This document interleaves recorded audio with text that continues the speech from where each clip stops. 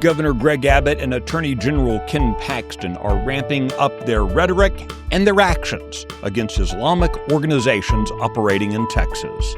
This is Thursday, January 29th, 2026. Texas Scorecard presents the day's first news for the Lone Star State. The Texas Minute, with your host, Michael Quinn Sullivan. Thanks for spending part of your Thursday with the Texas Minute. New safety rules going into effect for Texas summer camps are raising eyebrows and fees, and some of those summer camps might not survive. More on that story coming up. Yesterday, both Governor Greg Abbott and Attorney General Ken Paxton issued statements related to the growing presence of Islamic groups in Texas. In a letter sent to Attorney General Paxton, Governor Abbott wrote that, quote, voluminous documents detail the dangers posed to Texans by the Muslim Brotherhood, CARE, and their affiliates. He urged the Attorney General to use his authority to investigate CARE records and, if warranted, seek forfeiture of its corporate charter.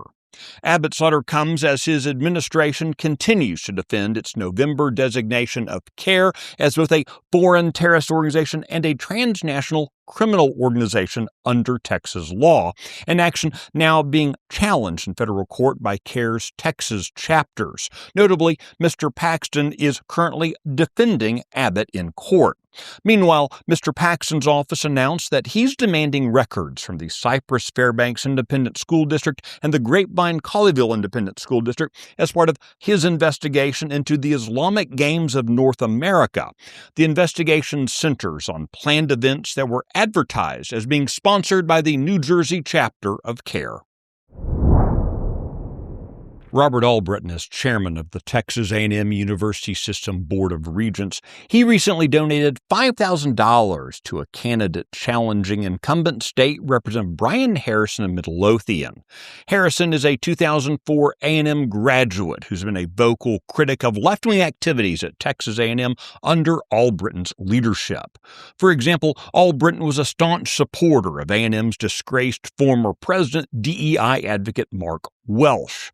Welsh was forced to resign last fall after audio emerged of him berating a female student for calling out left-wing advocacy by a professor. Harrison is the one who released that audio. Gig 'em. Following up on a story from yesterday, a caucus of Democrat lawmakers is criticizing Governor Greg Abbott's decision to freeze and scrutinize the use of H-1B visas at Texas's public universities. The governor's action followed recent reports that Texas A&M University has routinely been outspending other institutions on H-1B visas to hire foreign workers. Public records show that A&M has spent $3.25 million since 2020 to sponsor more than 659 H-1B workers, outpacing other major Texas higher education institutions in the process.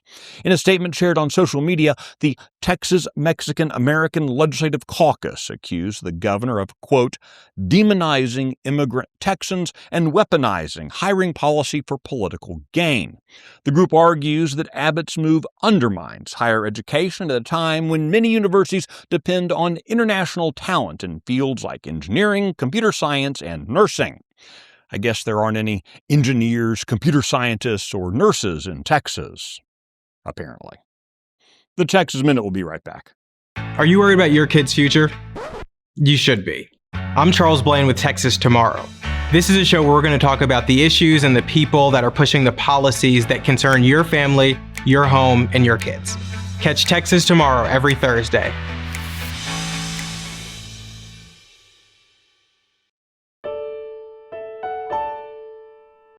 Following the tragic loss of life during the Hill Country floods last July, state lawmakers passed two measures in an attempt to strengthen camp safety requirements.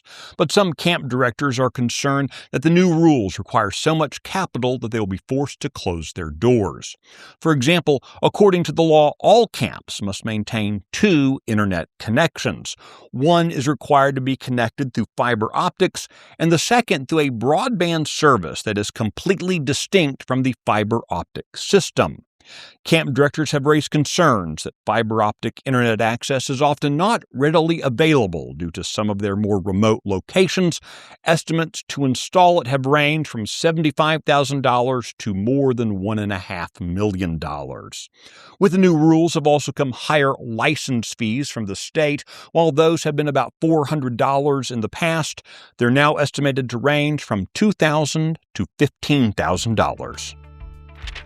You can find details on that story and the others mentioned today and keep up with the latest news by visiting TexasScorecard.com.